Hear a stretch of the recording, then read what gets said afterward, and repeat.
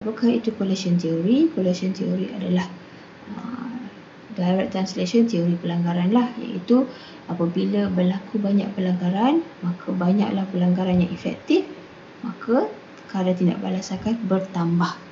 Okey, apakah maksud collision theory? Pertama, dia melibatkan pelanggaran molekul. Ya, betul. Kalau tak ada pelanggaran, tak adalah tindak balas. Nombor dua, apabila pelanggaran itu terjadi, pelanggaran itu mestilah memiliki satu bentuk tenaga yang kita panggil activation energy ataupun EA. Dan tenaga yang diperolehi semasa pelanggaran itu mesti sama ataupun lebih besar daripada activation energy.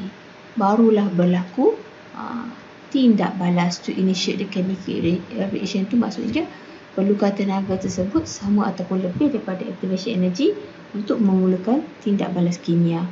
Dan yang ketiga, ia mesti molekul yang berlanggar tu mesti berlanggar dengan tepat, dengan betul pelanggaran tu. Okey, kita ada contoh A dan B, iaitu reaktor bertindak balas hasilkan produk. So A dan B mesti berlanggar sebelum menghasilkan produk. Tapi malangnya tak semua pelanggaran akan menghasilkan produk. Hanya pelanggaran yang berkesan sahaja akan menghasilkan produk. So A dan B ni mesti berlanggar dan pelanggaran dia mesti berkesan. Okay, apakah faktor yang menghasilkan pelanggaran yang berkesan? Iaitu tenaga tu mesti, macam yang ada cakap tadi, mesti sama ataupun lebih besar daripada activation energy, EA, activation energy.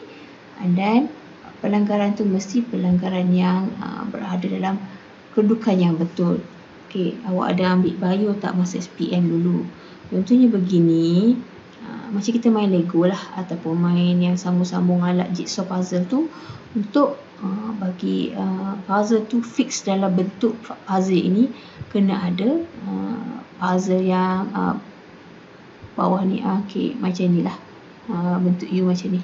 Okey, so kita nak pasang puzzle dua ni kan, jadi adakah kita akan pasang tepi ataupun daripada atas?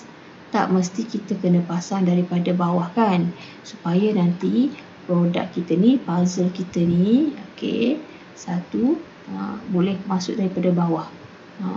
Okey, so maksudnya itulah yang dinamakan correct orientation. So pelanggaran tu mesti pelanggaran yang masuk pada bentuk yang sesuai, pelanggaran yang tepat lah. Okay, apa tu activation energy?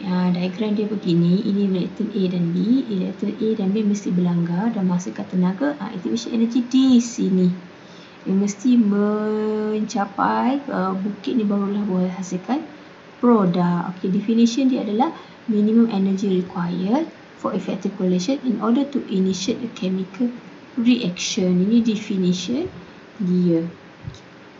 Kita pergi kepada energy profile diagram yang awak dah belajar masa SEM 1, chemical equilibrium. Exothermic reaction ni maksudnya dia release heat ataupun negatif lah.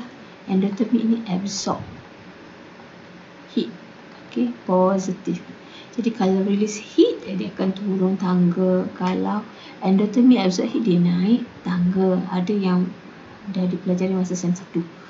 Okey, dia punya activation energy kat mana? Activation energy adalah daripada puncak ini sehingga samutara dengan reaktan.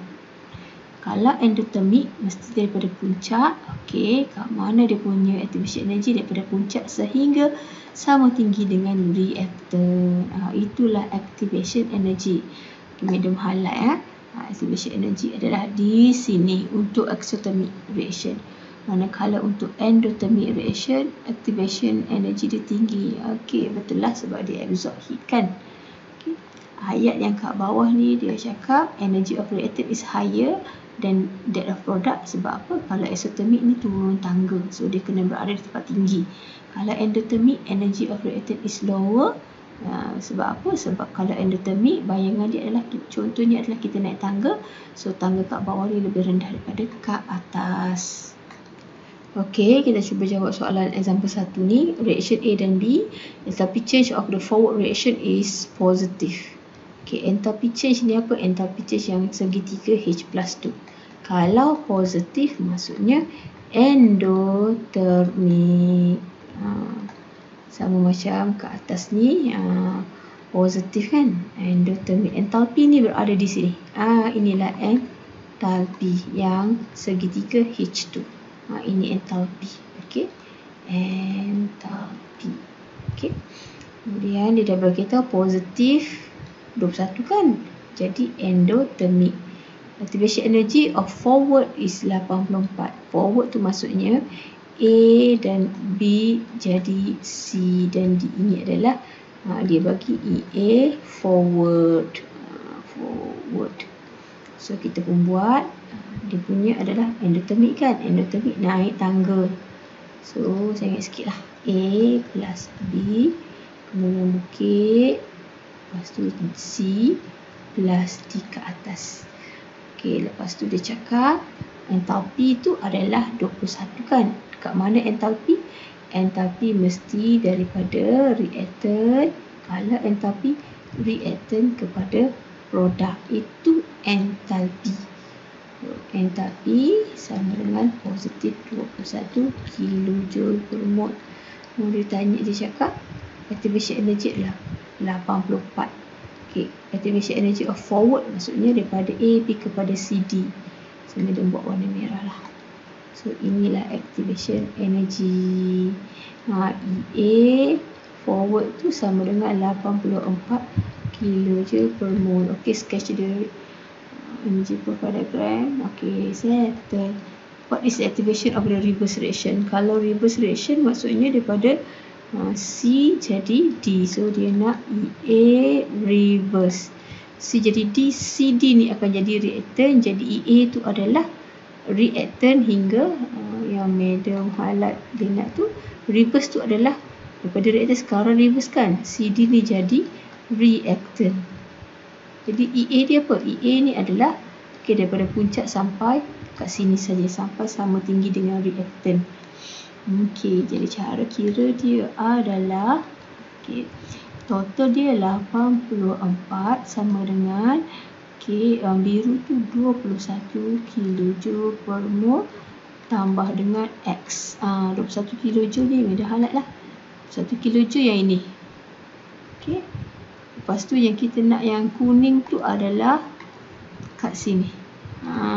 Jumlah semua adalah panjang ni daripada bawah ni sampai puncak tu adalah 84. Lepas tu kita kira X sama dengan 363 kilojoule per mol, iaitu ini adalah EA reverse. Okey, dah. Okey, sekarang kita masuk transition state. Transition state ni adalah fasa di mana apa yang terjadi apabila reaktan tu berlanggar antara satu sama lain. Kita ada reaktan A dan B. Lepas tu akan jadi produk C dan D. Semasa A dan B ni berlanggar, dia mesti berlanggarkan. Dalam masa proses berlanggar sebelum jadi produk tu, jadi apakah keadaan, apakah bentuknya, itu kita panggil transition state theory. Kita bagi contoh ulat beluncas. Lepas ulat beluncas akan adalah bentuk kepompong dan bentuk terakhir dia adalah rama. Transition state tu berada di sini kat tengah-tengah. Pada transition state tu ada apa? Ada spesies yang kita panggil activated complex. So kat sini ini adalah transition state tu nama keadaan. Transition state ke nama keadaan. So dalam keadaan tu ada activated complex. Objek dia tu adalah activated complex. Apakah transition state? Configuration of atom, susunan atom tu, atom yang berlanggar tu lah semasa proses pelanggaran. So masa transition state ni kritikal lah, sebab dalam keadaan transition state tu sama ada reaktan tu akan terus jadi produk ataupun patah balik kepada reaktan, bergantung kepada syarat-syarat yang Madam ada cakap tadi lah, pasal tentang EA mesti kena cukup atau lebih, dan juga mesti pelanggaran tu mesti pelanggaran pada orientation yang betul, correct orientation, barulah dapat dapat produk. Okay. So kita tengok apakah contoh dia adalah ini reaktan A, karbon monoksida, ini reaktan B, nitrogen dioksida. So CO dan NO ni berlanggar. So berlanggar tu ini dah berlanggar kat sini. Bila berlanggar inilah kita panggil activated complex. Pada apa? In transition state.